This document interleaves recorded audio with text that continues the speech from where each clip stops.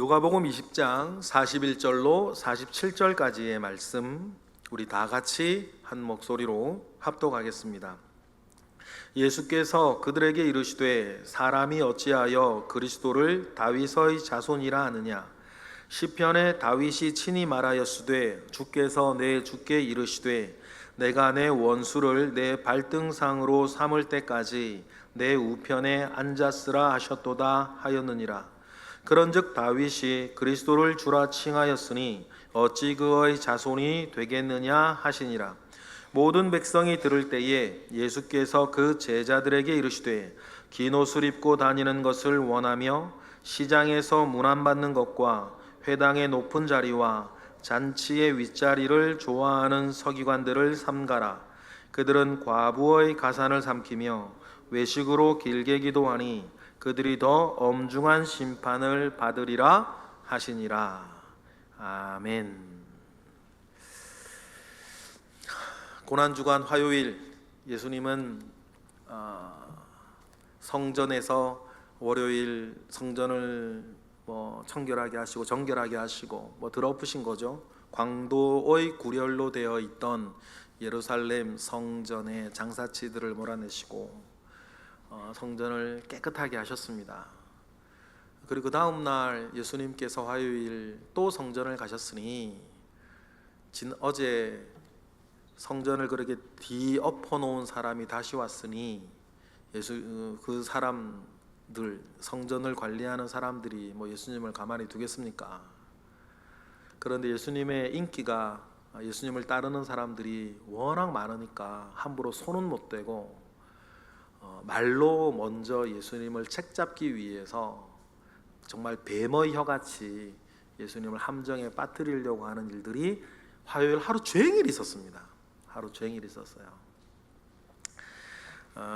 그러다가 예수님께서 마지막에 질문을 하시죠. 모든 계략들을 예수님께서 다 막아내시고 변론하시니까 사람들이 깜짝 놀라고 책 잡을 수 없게 되고 말문이 막히고 그러면 우리 마음이야, 그럼 예수를 믿으면 좋을 텐데 예수를 믿지는 않고 계속 어떻게 할 수는 없고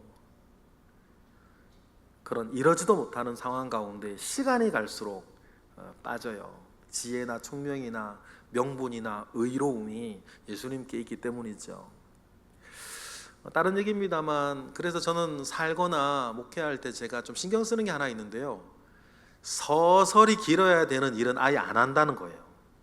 무슨 말씀인지 이해하시겠어요?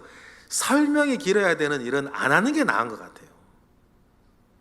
왜냐하면 뭔가 설명이 길다는 건 뭔가 이렇게 만들어 나가야 된다는데, 때로는 교회 일이나 개인적인 일도 그런 일들을 막 해야 될 때가 물론 있지만, 왜냐하면 이신전심이 아닐 때가 있으니까.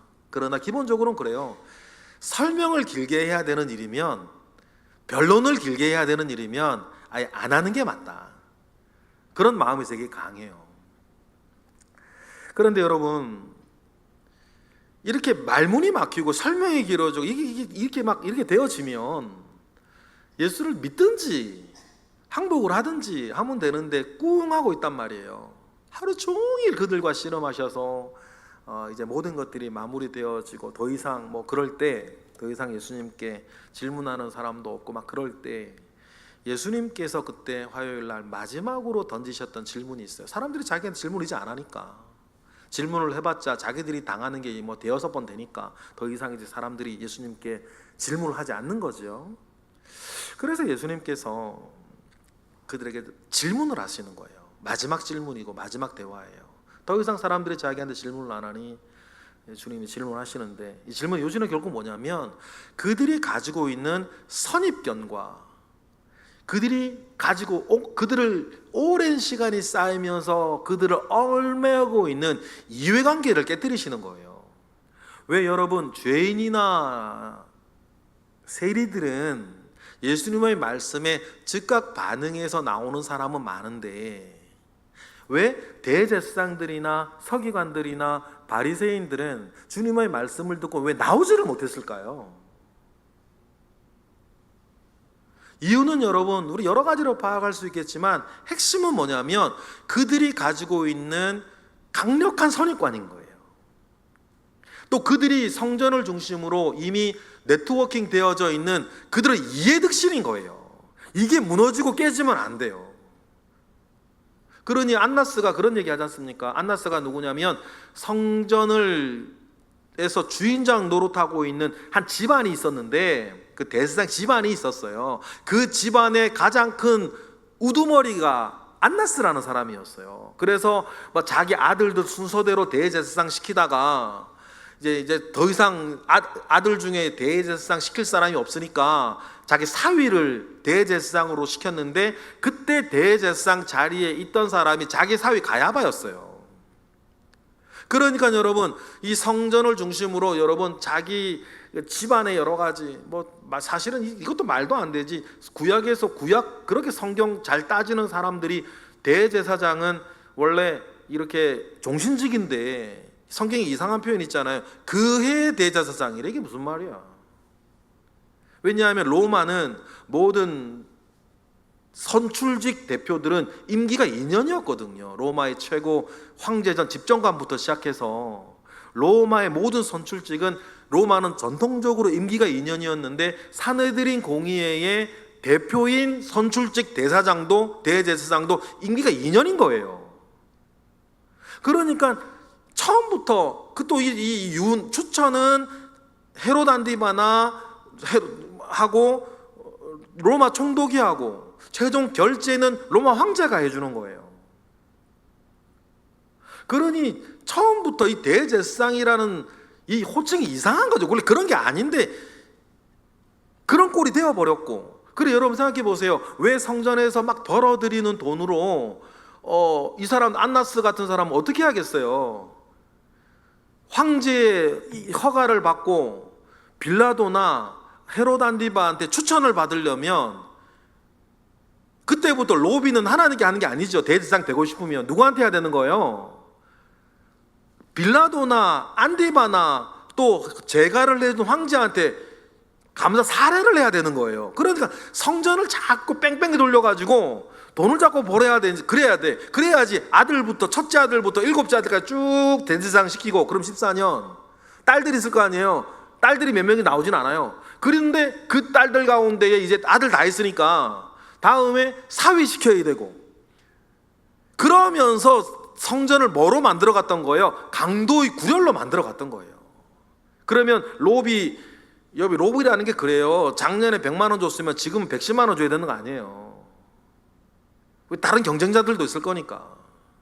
그러니 성전에서 이제 데나리온으로 성전에서 세금하는 세겔로 환전해 줄 때는 그 수수료는 천정부지로 계속 오르는 거고, 바깥에서는 60만 원짜리 하는 양을 성전에서 판매하는 양으로만 바쳐야 된다 그래가지고 막 120만 원 했다가 150만 원 했다가 점점 뛰니까, 만약에 우리 교회에 들어오는데 입장료를 받으면 그런 거거든. 그게 입장료를 받는데, 우리 선한 일에 씁시다. 이제 입장료, 우리 교회에서 예배드릴 입장료 1,000원이에요. 그래서 교회 이것저것 할 일이 많아가지고 입장료가 갑자기 1,000원에서 5,000원이 되고 10,000원이 되고 30,000원이 되고 13만 원이 되는데, 이 세상에 서울의 교회가 우리 교회밖에 없어. 그리고 여러분들 어떻게 하시겠어요? 그거 내야지. 그런데 1,000원 하던 입장료가 13만 원이 되고, 뭐 에버랜드도 아니고 그럼 여러분들이 그 입장료 내고 예배 드리면서 기쁨으로 예배 드리겠어요? 저보고 저 도둑놈 저거, 입장료만 저보고 저 도둑놈 저거, 그러면서 예배할 거 아니에요. 그게 예루살렘 성전에 있었던 일인 거예요. 그리고 예수님 보시기에 성전이에요, 강도의 구렬이에요? 강도의 구렬이지. 그런데 예수님께서 그 대목 유월절, 사람들 제일 많이 하는 유월절 그 판을 그냥 엎어버리셨으니 빨리 이 대목에 돈 벌어야 되는, 요번 대목에 장사하는 분들 다 망했네. 비가 그렇게 와가지고. 똑같은 거예요. 이게 엎어져버린 거 아니에요. 그러니까 그분이 다음날 예수님께서 공생의 초기에도 그렇게 하신 적이 있는데, 그때는 도망가셨고 예수님께서, 그래 별일이 없었는데 고난주간에는 그렇게 엎으신 다음에 다음날 성전에 또 오신 게 화요일이에요.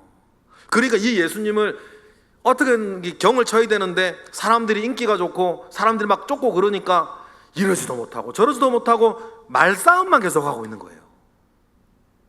그 마지막에 이들이 믿지 못하는 것은 그 자기들이 가지고 있는 경제적 네트워크하고 자기들이 쌓아온 그 선입견들 때문에 말문이 막히면서도 믿지를 못하고 있으니 예수님께서 그들의 선입견 하나, 큰 거 하나를 깨주기 위해서 던지신 마지막 질문이 오늘 41절인 거예요.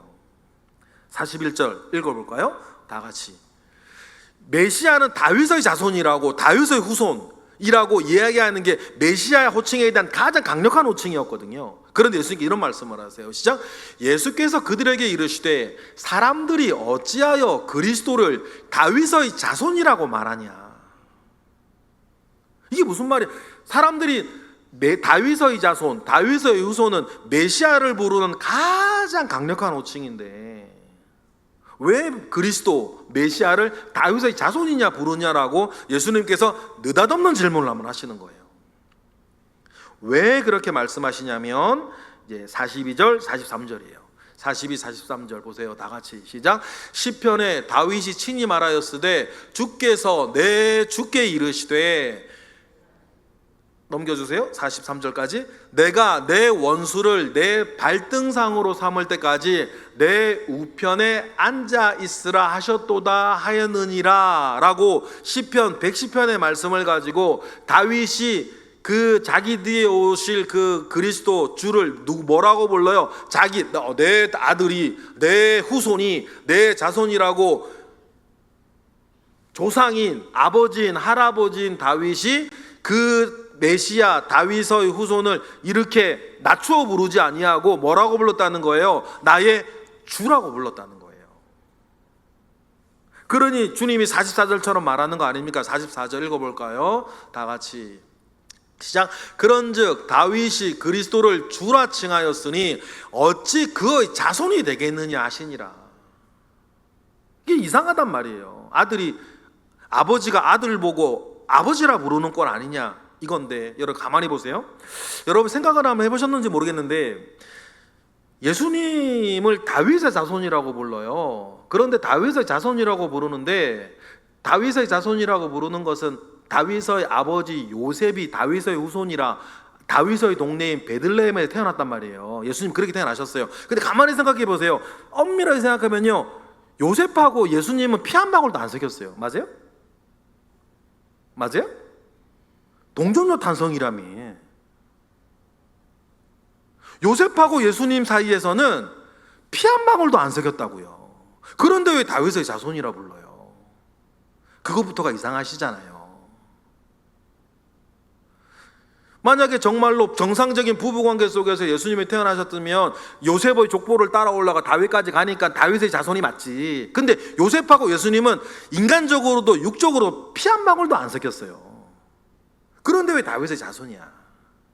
물론 깊이 들어가면요, 법적인 어떤 아들이 있고 또 예수님과 다윗과의 어떤 DNA적 연결은 사실은 요셉 아버지가 아니라 어머니 마리아를 통해서 돼요. 깊게 좀 들어가 연구를 해보면. 그런데 분명한 건 그 사실을 알지 못했던 그 사람들을 보면 메시아를 다윗의 자손이라고 말하는 게 이상하지 않냐. 그리고 정작 당사자 다윗도 그 메시아를 주라고 불렀다는 거예요. 이게 110편에 나오는 메시아 예언 시편인데 그걸 우리 찾아볼게요. 다윗이 이렇게 얘기를 했어요. 시편 110편 1절 다 같이 읽어보실까요? 시작. 여호와께서 내 주에게 말씀하시기를 내가 내 원수들로 내 발판이 되게 하기까지 너는 내 오른쪽에 앉아있으라 하셨도다. 1절 계속 떼어줘 보세요. 여호와께서 다윗에게 이렇게 말씀하셨다는 거예요. 알게 하셨다는 거예요. 여호와께서 다윗의 입장에서 나의 주에게 말씀하셨는데 이러할 때까지 다윗의 주는 하나님의 오른편에 앉아 있으라고 하셨다는 거예요. 그러니까 이 내용을 가지고 메시아가 이 땅에 오셔서 최종 승리를 우리에게 주기까지 메시아는 하나님 우편에 앉아 있으라 그러셨구나. 그러니 이스라엘 입장에서는 메시아를 기다리는 거예요. 다윗의 자손인 그 메시아를. 그런데 그 주라고 말한 것뿐만 아니라 2절 3절을 보면 보좌 우편에 앉아있는 그 메시아를 다윗이 다음과 같이 찬양도 해요. 2절 3절 볼까요? 다 같이 시작. 여호와께서 시온에서부터 주의 권능의 귤을 내보내시리니 주는 원수들 중에서 다스리소서. 다윗이 그 주한테 말하는 거예요. 그리고 3절, 주의 권능의 날에 주의 백성이 거룩한 옷을 입고 즐거이 연신하니 여러분들과 같은 새벽이슬 같은 주의 청년들이 주께 그때 나올 겁니다. 4절 계속 띄워주세요. 여호와는 맹세하고 변하지 아니하시리라. 이르시기를 너는 멜기세덱의 세혈을 따라 영원한 제사장이 되라고 하나님이 내 주께 말씀하셨다. 그러니 여러분 보시면 이 다윗은 그 오실 메시아를 찬양하면서 내 주라 부르면서 놀라운 이야기들을 해요. 나의 혈통을 따라오는 이가 아니라 히브리서 표현처럼 멜기세덱의 세혈을 따라오는 거룩한 대제사장이 될 거고, 그는 왕의 귤을 가지고 이 세상을 다스릴 때에 최종 승리가 되어지고 주의 청년들이 나올 것이다. 새벽이슬 같은 그 성년들은 그 당시의 사람들은 여러분들을 말하는 거겠죠. 분명 이걸 보면 다윗은 메시아로 오는 그 일을 자기 자손이나 후손이나 아들 취급하지 아니고 자기의 뭐로 아는 거? 하나님으로 아는 거예요. 그렇게 다윗 스스로 이렇게 찬양을 했었다. 그럼 다시 질문. 그런데 왜 너희들은 메시아를 다윗의 자손이라고 부르냐? 그들이 기존에 가지고 있던 선입견들을 주님이 깨버리시는 거예요. 근데 주님이 자기 생각을 말하는 게 아니라 성경을 가지고 말하니까 그 사람들이 할 말이 없는 거예요. 그래서 이 질문 이후로 화요일 내내 예수님께 아무도 말을 걸질 않아요. 이제 말 상대가 안 되니까. 여러분 때때로는 내가 기존에 가지고 있던 선입견들이 깨어져야 진정한 신앙으로 들어갈 때가 있는 거예요. 이전에 내가 신앙생활을 잘못했다는 얘기가 아니에요. 만약에 물이 이렇게 100도에 차올라야 끓듯이, 그럼 100도 되기 전에 80도, 70도, 90도 때는 물이 잘못됐나? 그건 아니에요. 하나님께서 그때 하실 일이 있기에 다음 신앙으로 넘어가려면 이전에 내가 가지고 있던 신앙은 깨어져야 될 때가 있어요. 그 대표적인 예가 아브라함인 거예요. 아브라함이 하나님께서 아들을 약속하셨습니다. 그런 어느 날 갑자기 하나님께서 별과 하늘의 별과 같이 바다의 모래와 같이 내게 자손을 허락할 것이라고 하나님께서 약속을 하셨고, 그 약속 가운데 아들 이삭을 주셨어요. 이게 아브라함이 알고 있는 하나님 전부예요. 그 약속의 하나님. 그런 어느 날 하나님께서 느닷없이 말씀하시죠. 이 아들을 내게 바치래요. 죽이라는 거예요. 그런데 여러분 보세요. 그때 아브라함이 그 약속의 하나님만 알고 있으면 이삭을 죽일 수가 없는 거예요. 이삭을 바칠 수가 없는 거예요. 그런데 그 약속의 하나님을 깨어버리면 모리아산에서 아브라함에게 너무너무 필요한 다음 하나님이 열려요. 뭐예요? 여호와 이레의 하나님인 거예요. 여호와 이레의 하나님이 열려야 아브라함이 또 자기 아내를 누이라고 팔아먹지 않는 거예요. 이런저런 일이 있어도 흔들리지 않는 거예요. 왜? 여호와 하나님은 이제 뭐니까? 이레의 하나님이니까. 내가 어디에 가든 무엇을 하든지 간에 나는 불안할 필요가, 염려할 필요가 없는 그 여호와 이레의 하나님을 아브라함에게 각인을 시키기 위해선 아들을 주겠다고 하는, 이상한 표현이지만 들으세요, 약속의 하나님은 깨져야 되는 거예요. 이런 과정들을 밟아 나가지 않으면 더 높은 신앙, 더 좋은 신앙, 더 큰 신앙으로 나아갈 수가 없는 거예요. 아브라함만 그러냐? 저나 여러분도 마찬가지. 그래서 때로는요, 여러분들에게 뭐 엠마오를 가시라, 셰퍼드 라이프를 하시라 이런 얘기를 할 때 그 결국 무슨 얘기냐면 기존에 있는 무언가를 깨보는 작업을 해보자는 거예요. 그렇다고 지금까지 여러분들이 신앙생활, 교회생활 형편없이 했냐? 그걸 말하는 건 아니야. 아브라함이 모리아산 그 전에는 신앙생활을 형편없이 했나요? 그러진 않아요. 잘했지. 그러나 믿음의 조상이 되기 위해선 다음 단계로 넘어가야 되고, 다음 단계로 넘어가려면 한 번은 지금 알고 있는 하나님을 깨야 되는 거예요. 그걸 갖다가 뭐라 그러냐? 기지의 하나님이라 그러고 다음을 미지의 하나님이라 그러는데, 나에게 미지로 있는 하나님이 내 기지로 가려면 한 번은 기존의 신앙의 틀이 깨져야 되는 거예요. 그걸 하지 아니하면요, 다음 신앙으로 넘어가긴 어려운데, 그럼 딱 봅시다. 저를 포함해 우리 모두가 하나님 앞에 내 믿음과 내 지식과 내 능력이 최고점이에요. 더 이상 발전하거나 더 이상 알아가거나 더 이상 성숙해 갈 자리가 없나요? 이런 질문 던지면 우리가 가야 할 길이 사실 아직 많이 남았지. 그래서 우리 올해의 표현처럼 믿음의 전성기로 나아가는 그 길을 열기 위해선 이런 스텝들이 있어야 되는 거예요. 하던 대로 하면 안 돼요. 오해하지 마세요. 형편없이 신앙생활하고 있다, 그 말은 아니에요. 그 뜻이 아니고 그 다음 수준, 다음 단계로 넘어가기 위해선 그래야 되는데, 예수님의 이 말을 듣고 있는 요 사람들은 형편없는 신앙생활을 하고 있죠. 사실은 예수님께서는 더 이상 말할 것도 없어요. 예수님께서는 성경만 읽어봐도 확인해 봐도 돼요. 다윗보다 먼저 계셨던 분 아닙니까? 맞아요? 아브라함보다도 먼저 계셨던 분이죠. 이 사실을 우리에게 정말 너무나 잘 설명해 주는 사람이 누구였냐면 사도 요한이었어요. 여러분, 사도 요한 1장 1절, 우리 요한복음 1장 1절에 뭐라 되어 있습니까? 읽어볼까요? 다 같이 시작. 태초에 말씀이 계시니라. 이 말씀이 하나님과 함께 계셨으니 이 말씀이 곧 하나님이시라 말씀하세요. 그가 태초에 하나님과 함께 계셨고 만물이 그로 말미암아 지은 바 되었으니 지은 것이 하나도 그가 없이 된 것이 없다고 얘기하는, 하나님과는 별도로 계시는 말씀이라 불려지는 이 어떤 분. 근데 이 말씀이 어떻게 됐어요? 14절에 보니까 시작. 이 말씀이 육신이 되어 우리 가운데 거하심에 우리가 그 영광을 보니 아버지의 독생자의 영광이요 은혜와 진리가 충만하더라. 이 말씀을 이제 우리는 누구라고 부른다? 뭐라고 부른다? 예수 그리스도라고 부르는 거예요. 말씀이 뭐가 되어서? 육신, 사람이 되어서 그 전에 태초부터 계셨고 이 모든 세상을 창조하셨던 그 말씀이라 불리던 그분이 이제 사람으로 우리 가운데 함께 계셔서 하나님의 영광을 우리에게 보게 하셨던 그분을 우리는 뭐라? 예수라 부른다. 그러면 여러분, 예수님은 다윗보다 먼저 계신 거 맞아요? 그러니 다윗이 자기의 영계 안에서 자기의 후손으로 올 메시아를 자기 주라 부르고 하나님 경배하듯 경배하는 거예요. 또 요한복음에서 보면 이런 얘기가 있어요.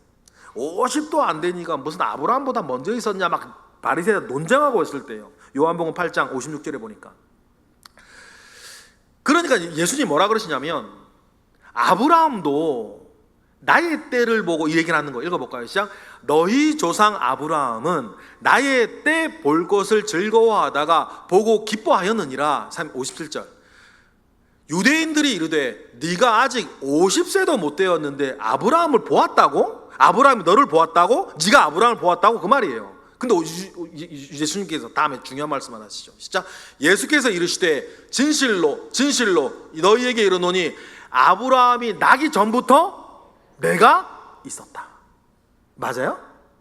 우리한테는 그렇구나, 정말 주님은 그런 분이시로구나인데 유대인들 입장에서는 깜짝 놀랄 만하고 그 다음날 돌 들어서 예수님 쳐 죽이려고 그러는 거예요. 그러니 자연스럽게 믿게 되어진 것이 우리에겐 감사한 거고, 그러니 예수님의 이 질문을 여러분 잘 이해하셔야 돼요. 너희는 왜 그리스도를 다윗의 후손이라 부르냐? 정작 당사자 다윗은 그 그리스도를 자기 하나님으로 섬겼는데, 그러니 우리가 악한 농부 비유처럼 주인의 아들이 왔을 때 악한 농부 되지 말고 너희들은 그 통치를 뭐하라? 받아들이라는 얘기를 하는 거예요. 근데 이 이야기를 문소리야 대제사장들과 바리새인들이 못 알아들었으면 모르겠는데 전에 나오죠? 자기들을 향하여 말하는 걸 알았다니까요. 그런데도 믿지를 않아요. 그래서 안 믿는 사람은 결국 안 믿는 거예요. 그러니 여러분, 우리가 예수 그리스도가 누구신지에 대해서도 이 말씀을 통해서 잘 알고 믿고 그의 통치, 왕의 아들의 통치를 온전히 받아들여 하나님의 나라를 여러분 시작하는 저와 여러분들이 되시기를 바라요. 그리고는 다음 그런데 하나님이 나의 왕이시고 예수님이 나의 왕이자 주인이시고 하나님의 통치를 받아들인다는 것은, 왕이면 원래 그런 거 아닙니까? 그 백성들은 이제 누구를 위해 사는 거예요? 왕을 위해 사는 거예요. 예를 들어 북한 보세요. 북한의 김정은이 왕 아닙니까? 그래, 모든 것은 김정은을 위해 있는 거죠. 그걸 좋다고 말하는 건 아니고 오해하지 마세요. 기본적으로 왕의 생리는 그렇다. 그런데 우리가 하나님을, 예수 그리스도를 나의 왕이요 나의 주라고 우리가 입버릇처럼 말을 한다면, 내 사는 것도 뭐를 위해서? 당연하게 하나님을 위해서, 주님을 위해서, 그 영광을 위해서 가야 되는데, 말은 왕이라고 주라고 하면서 결정은 다 나를 위한 결정을 하는, 사는 것 일단 그렇다 쳐요. 그런데 교회 와서 예수님의 이름 팔아서 하는 일조차도 주를 위한 것이 아니라 나를 위한 것들이 되고 마는 그 바리새인의 누룩 같은 그 이야기들을 주님은 그 말씀하시고 45절 이해로 하시는 거예요. 백성들에게 45절처럼 말씀하십니다. 제자들과 백성들에게 말하지만 조심하라는 거고, 또 바리새인과 대제사장들도 들으라는 거예요. 45절 읽어볼까요? 시작. 모든 백성이 들을 때에 예수께서 그 제자들에게 이르시는데 뭐라고 얘기하시냐면 46, 47절 읽어보겠습니다. 시작. 긴 옷을 입고 다니는 것을 원하며 시장에서 문안받는 것과 회당의 높은 자리와 잔치의 윗자리를 좋아하는 서기관들을 삼가하라. 그들은 과부의 가산을 삼키며 외식으로 길게 기도하니 그들이 더 엄중한 심판을 받을 것이라 하시니라. 먼저 과부의 가산을 삼키는 그 실제적인 예로 내일 본문에 보면 과부의 두렙돌이 나오는 거예요. 그 받아서 뭐예요? 그 사람들 로마 황제에 갖다 바쳐야 될 거 아니에요. 좋아서 갖다 바치는 거예요? 자꾸 갖다 바쳐야 다음에 둘째 사위 대제사장 시킬 거니까. 근데 그 돈이 모아지는 것 누구로부터 모아진다? 과부의 두렙돈 같이 그런 돈들이 모아지는 것 아니냐는 거예요. 삼키는 자들이 맞죠. 광도의 구렬이 맞아요. 그런데 더 중요한 게 있어요. 그 모든 것들을 하나님의 이름으로 한다는 거예요. 예수 이름 팔아 장사하는 놈들 말이에요. 그 장사가 돈 장사만 했겠습니까? 우리 조심하셔야 돼요. 우리도 참 조심하셔야 되는 게 뭐냐면, 믿음 팔고 하나님 팔고 교회 팔고 예수 이름 팔아가지고 결국 내 이익 취하려고 하는 사람들이 있단 말이에요. 처음부터 그럴 목적으로 교회 들어오는 사람도 있고, 처음에 그럴 의도는 아니었는데 교회를 오래 다니다 보면 그런 누룩에 찌들어갈 때가 있다는 거예요. 누구라도 마찬가지로 조심하셔야 되는 부분이에요. 주님은 그걸 뭐라고 부르셨냐면 바리새인의 누룩이라 그랬어요. 마태복음 16장 11절로 보시면 그래 조심하랍니다. 시작. 어찌 내 말한 것이 떡이 가람이 아닌 줄 깨닫지 못하느냐. 오직 바리새인과 사두개인의 누룩을 주의하라 하시고. 이게 무슨 얘기냐면, 배 타고 건너편 가시는데 예수님께서 떡 얘기하시고 누룩 얘기하시니까 제자들이 아이고 우리 깜빡이 떡을 안 가져왔는데, 떡 안 가져와도 저런 말씀 하시나 보다, 그런 얘기를 하시니까 주님이 답답하셔가지고 너희들이 오병이어의 기적을 못 봤냐? 나한테 떡이 문제냐? 베드로 뜨끔하겠지. 내가 마음만 먹으면 이 배가 그물에 찢어지도록 물고기 이 자리에서 못 잡게 하겠냐? 심지어는 성전세 얘기할 때는 베드로에게 손으로 물고기 한번 잡아봐라. 물고기 잡으니까 펄떡 잡히는 것도 신기한데 물고기 입 벌려 보니까 거기에 성전 한 세겔이 있네. 세금 내라고. 그런 걸 주님 못 하시겠냐는 거예요. 그러니까 주님이 지금 떡에 들어갈, 빵에 들어갈 누룩을 이야기하는 것이 아니라 바리새인과 서기관들, 너희들이 조심할 누룩을 말하는 거다. 그럼 바리새인과 서기관들의 누룩은 뭘 말하는 거냐? 다음 그 앞에 우리 12절을 보면, 다음 절 12절을 보면 읽어볼까요? 시작. 그제서야 제자들이 떡의 누룩이 아니요 바리새인과 사두개인들의 교훈을 삼가라고 말씀하신 줄을 깨닫는 것이다. 그럼 여러분, 주님이 조심하라고 얘기하는 건 바리새인과 서기관들의 교훈인 거예요. 말로 하는 교훈, 그들이 몸으로 보여주는 교훈. 그러면 여러분, 제가 그 당시의 성전의 여러 가지 모양새들도 말씀을 드렸어요. 완전히 그때는 경제 공동체 아닙니까? 성전이 신앙 공동체가 아니라. 근데 바리새인들 같은 경우도 수입이 없었어요. 안나스한테 잘 보여야 돼요. 그래야 매일매일의 상번제나 사가라 제사인 그런 거 아닙니까? 매일매일의 상번제나 성전에서 일거리를 얻는 거예요. 일거리를 얻어야 뭐가 생겨요? 수입이 생겨. 그러니까 이제 바리새인들 같은 경우도 이게 안나스나 가야바 그 사람들이 성전에 사는 몹쓸 고약한 짓을 다 알아요. 그런데 말을 못하는 거야. 권위도 권위고 힘도 힘이지만 잘못 보이면 아르바이트가 끊긴단 말이에요. 그러면서 이게 이상한 것이 생겨버려요. 여러분, 우리가 뭐 예루살렘 성전만큼 그 정도는 아니라 하더라도 신앙생활하고 교회생활하면서 이런 바리새인의 누룩과 서기관의 누룩들이 우리들 사이에 내 가슴속에 마음속에 끼어 들어가는 걸 되게 조심하셔야 돼요. 조심하라는 게 무슨 말일까? 그 교훈을 좀 더 정확하게 얘기하면 디모데전서 6장 5절. 역시 바리새인이었던 사도 바울이 이걸 왜 모르겠습니까? 정확하게 이렇게 얘기를 해줘요. 디모데전서 6장 5, 6절 보실까요? 두 이익이 나오는데 비교를 한번 해보세요. 시작. 마음이 부패하여지고 진리를 잃어버려 경건을 이거의 방도로 생각하는 자들의 다툼이 일어나는 상황. 그런데 자족하는 마음이 있으면 경건은 큰 이익이 돼요. 보세요. 경건을 중심으로 두 가지 이익이 있어요.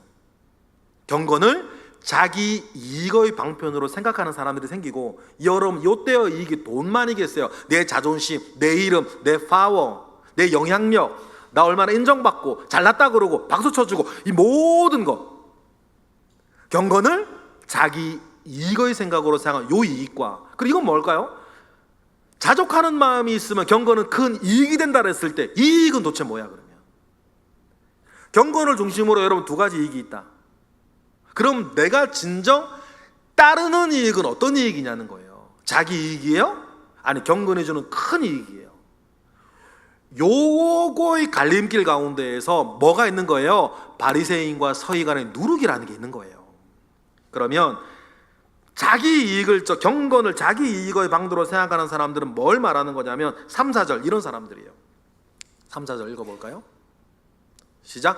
누구든지 다른 교훈을 하며 바른 말 곧 우리 주 예수 그리스도의 말씀과 경건에 관한 교훈을 따르지 아니하면 그는 교만하여 아무것도 알지 못하고 변론과 언쟁을 좋아하는 자니 이로써 투기와 분쟁과 비방과 악한 생각이 나면서 일어나는 모든 경건을 자기 이익으로 생각하는, 왜 분쟁하고 왜 토론하고 왜 격하게 얘기하고 왜 교만하고 왜 이렇고 왜 저렇고 이게 맞고 저게 맞고.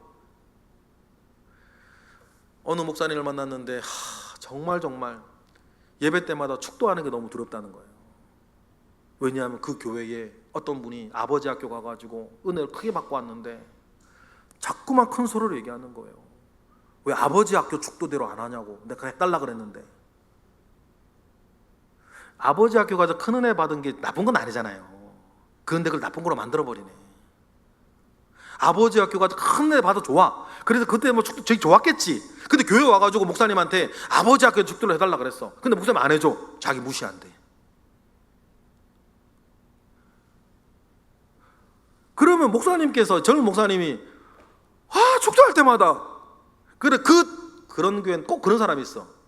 그렇게 말하니까 쓸데없는 하지 말라 그러면서 괜히 장로님 두 명 싸움하고 있는 거예요. 그러면 목사님은 어떻게 해야 돼? 경건을 자기 이익의 방도로 생각하는. 그게 이익이 돈만이겠어요? 돈만이겠냐고. 왜 그런 다툼과 갈등과 분쟁을 일으키면서 그렇게 하냐는 거예요. 그런데 그러니 여러분 6장 5절 다시 한번 읽어볼까요? 정말 우리가 조심해야 돼요. 마음이 부패하여지고 진리를 잃어버리면 바리새인의 누룩이 쌓여가지고 경건을 나중에 나도 모르는 사이에 어떻게 하는 거예요? 이거의 방도로, 자기 이거의 방도로 생각하는 사람들이 뭐가 이렇게 나중엔 경건이 자기 이익이 돼버리면요 반드시 여러분 다툼이 일어납니다. 왜냐하면 떡은 언제나 하나니까 먹고 싶은 사람은 넷이고, 맞아요? 마찬가지. 여러분, 영이거나 육이거나 생리는 마찬가지인 거예요.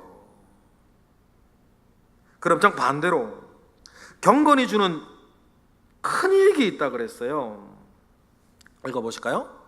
다 같이 시작. 그러나 자족하는 마음이 있으면 경건은 큰 이익이 되는데, 그 자족하는 마음이 있어서 경건이 주는 진짜 이익을 가지면 어떤 일이 우리 가운데 사라지나? 다음 절 보실까요? 앞절이에요. 다음 절이죠. 시작. 우리가 세상에 아무것도 가지고 온 것이 없음에 또한 아무것도 가지고 가지 못하리니 우리가 먹을 것과 입을 것이 있은즉 족한 줄로 알 것이니라. 부하려 하는 자들은 시험과 올무와 여러 가지 어리석고 해로운 욕심에 떨어지나니 곧 사람으로 파멸과 멸망에 빠지게 하는 것이라. 돈을 사랑함이 일만하고 뿌리가 되나니 이것을 탐내는 자들은 미혹을 받아 믿음에서 떠나 많은 근심으로 자기를 찌르는데, 자족하는 마음이 있으면 경건 자체가 우리에게 돈도 안 되고 힘도 안 되고 표도 안 되는 일이지만, 경건 자체가 우리에게 가져다주는 그 보이지 아니하는 큰 이익이 있는데, 우리가 교회생활 신앙생활하는 경건이라는 것을 자기 이익의 방도로 계속 나아갈 거냐, 바리새인처럼. 그래서 긴 옷을 입고 길게 기도하는 게 뭐가 잘못된 거겠어요? 사람을 향해 서 있는 그 모든 것들. 그러나 왕되신 주님 앞에 서 있는 그 모든 것들, 그것들 가운데 어떤 것을 쫓아가겠냐고 주님은 그렇게 말씀하시는 거예요.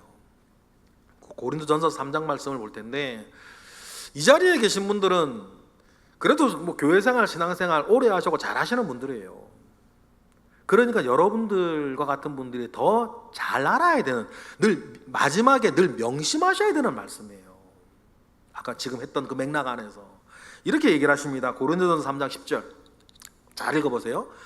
다 같이 시작. 내게 주신 하나님의 은혜를 따라 내가 지혜로운 건축자와 같이 터를 닦아둠에 다른 이가 그 위에 서오나, 여기서부터 중요해요. 그러나 각각 어떻게 교회생활 신앙생활 하면서 내가 무엇인가를 세워나가고 있니 뭐하라? 조심하라. 11절.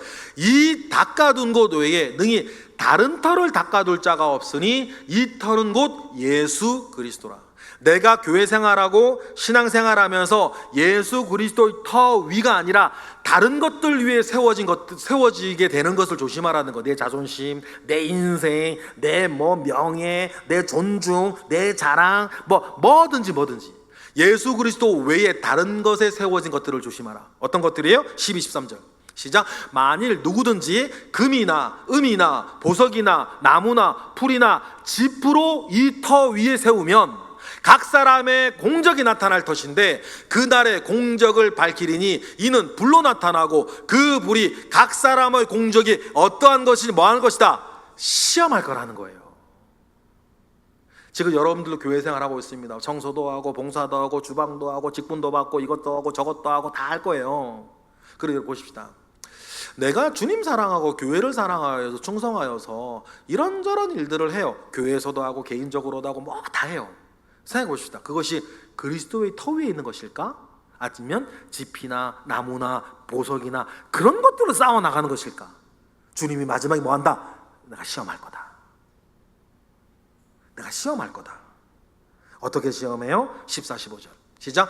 만일 누구든지 그 위에 세운 공적이 불로 태우는 시험 가운데 있을 때 그대로 있으면 상을 받고, 15절 누구든지 그 공적이 불타면 해를 받으리니 그러나 자신은 구원을 받되 불 가운데 부끄러운데 구원을 받는 것 같게 될 거다.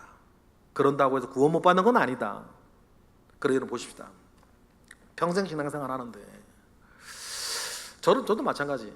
지금 내가 하고 있는 이것이 그리스도 위에 서여져 가는 것인지 아니면 다른 불필요한 것에 세워져 가고 있는 것인지 늘 우리는 점검해야 돼요. 근데 점검할 때 딱 드러나는 순간이 있어요. 사람들이, 목사님이 교회에서 몰라주는 순간이에요. 박수 안 쳐주는 순간, 광고 안 해줄 때, 그때 스쳐 지나가는 마음에서 섭섭하세요? 조심하셔야 되는 거예요. 조심하셔야 돼요. 조심하셔야 돼요. 제가 지금 제 얘기하는 게 아니잖아요. 제 생각 얘기하는 게 아니에요. 제가 늘 강조하는 거 있잖아요. 말씀은 말씀대로 읽는 거예요. 거기에 어떤 사사를 넣지 마세요. 뭐 어쩔 수 없, 뭐 그런 거 하지 마세요. 그럼 어쩔 수 없이 주님도 지옥 보내겠지. 말씀은 있는 그대로 읽고, 말씀 있는 그대로 우리가 믿고, 있는 그대로 따라가야지. 그럼 보십시다. 내가 하는 교회 봉사, 바리새인들 기도하는 것, 예배하는 것, 새벽 기도하는 것, 뭐 봉사하고 청소하고 이것저것 모든 것들이 주님이 마지막에 분명히 내가 테스트할 거다, 불로 태우는 테스트를 할 건데 과연 내 것은 태워질 건지 남겨질 건지, 여러분 우리가 지금 그걸 쌓아 나아가고 만들어 나아가야 된다. 그런지 우리가 지금 바리새인들의 누룩을 조심해야 된다. 바리새인의 누룩이라 표현하기 기가 막힌 표현이에요. 이게 막 산더미만한 바위 같은 거 우리가 피해가지. 그런데 언제 끼어 있는지 모를 곰팡이처럼, 여러분 가끔 이 곰팡이가 폈는데 곰팡이 피는 순간을 우리가 몰라요. 그래서 돌아가신 조두만 목사님 저는 했었던 여러 가지 말씀 가운데 딱 박힌 말씀이 몇 가지가 있는데 이런 말씀이에요. 야 여보라오, 그러면서 큰 바위에 걸려 넘어지는 인간이 어디 있네? 걸려 자빠지는 인간들은 다 보일동 말동한 돌뿌리에 걸려 자빠지지. 그 말씀이 맞아요. 여러분 우리가 큰 바위에 걸려 넘어지는 사람이 어디 있어? 다 넘어질 때, 자빠질 때 보면 보일동 말동한 돌뿌리에 걸려 넘어지는 것처럼 우리 조심해야 되는 게, 언제 끼어들어 왔는지도 몰랐던 그 곰팡이 같은 누룩이라니까. 그때마다 여러분 어떤 면에 감사하세요.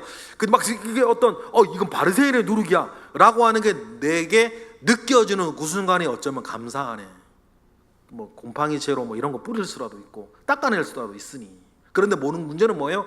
나도 모르는 사이에 장롱 뒤에서 피어오르는 곰팡이들은 내가 알지도 못하고 느끼도 보지도 못했는데 이사 갈 때 농 드러내면 거기 그냥 새까맣게 벽지가 다 이렇게 우고 있으면 그게 문제인 거지 사실은. 그러니 여러분 우리가 주님이 바리새인과 서기관한테 하셨던 이 바리새인의 누룩들을 우리 조심하시기를 바라고, 관련된 말씀 하나만 더 읽고 우리 말씀하실게요. 디모데 우리 로마서 16장 17, 18절 우리 조심해야 될 것. 시작. 형제들아 내가 너희를 권하노니 너희가 배운 교훈을 거슬러 분쟁을 일으키거나 거치게 하는 자들을 살피고 그들에게서 떠나라. 여러분 정말 그래요. 정말 요즘은 참 이상한 일도 많고 이상한 목사님들도 많고 이상한 장로님들도 많고 이상한 권사님들도 많고 결국에 들으시면 알거든요. 근데 떠나야 돼요. 어떤 걸 떠나야 되냐? 특히 시작. 이 같은 자들은 우리 주 그리스도를 섬기지 아니하고 말은 예수 얘기하고 말은 교회 얘기하고 말은 믿음 얘기하는데 다만 결론은 뭐예요? 자기들의 배만 섬기는 자들이 있어요. 교활한 말과 아첨하는 말로 순전한 사람을 마음을 미혹하는 그 사람들 말이에요. 조심하셔야 됩니다. 조심하셔야 돼요. 듣고 보니 나몸담이고 듣고 보니 뭐고. 여러분 그 사람들이 말이라도 거칠면 듣기 싫어 떠날 텐데 아주 뱀의 혀를 가지고 있는 사람들이 있어요. 그래가지고 처음에 몰라 잘 뭔 말을 하는지. 다 듣고 보면 결국 자기 입에 경건을 자기 이익의 방편으로 삼고 그런 걸 보고 듣고 하면서 여러분 물들어가고 생각이 말이 물들어가고 행동이 물들어가고. 여러분 우리 여러분들이 소문으로 듣는 그 무너지는 교회들이 여러분 왜 그렇게 되는 겁니까? 이런 것들을 선방하지 못하고 자기도들도 모르는 사이에 그게 그런 것이냐, 바리새인의 누룩들의 자기의 마음과 영혼을 자꾸 이제 썩여가는 것들을 내버려 두니까 그런 사람이 한 사람이었다가 두 사람이었다가 세 사람이 되고 다섯 사람이 되면 그렇게 하는 게 당연한 것처럼 되어져 가는 그런 것들을 조심하셔야 된다. 그래 말씀이 우리에게 있는 게 얼마나 좋은지 모르겠어요. 이런 말씀을 있는 그대로 보고 늘 털어내고 닦아내고 누룩이 있으면 우리의 신앙생활과 우리의 모든 교회 생활이 주님의 그 시험 가운데 태워졌을 때 더 정금같이 빛나는 여러분들의 교회 생활과 신앙생활이 되기를 주님의 이름으로 축복합니다. 기도하겠습니다. 하나님 감사합니다. 크신 은혜 가운데 우리와 함께 하시고 하나님 아버지의 선하신 능력 가운데에 우리와 함께 하셔서 하나님 예수 그리스도께서 말씀하시는 것이 당시의 바리새인들뿐만 아니라 또 제자들뿐만 아니라 우리 모두에게도 큰 지침이 되어지는 하나님 가르침이 되게 하옵소서. 모든 것으로 인하여 감사드리며 예수 그리스도의 이름으로 기도드렸나이다. 아멘.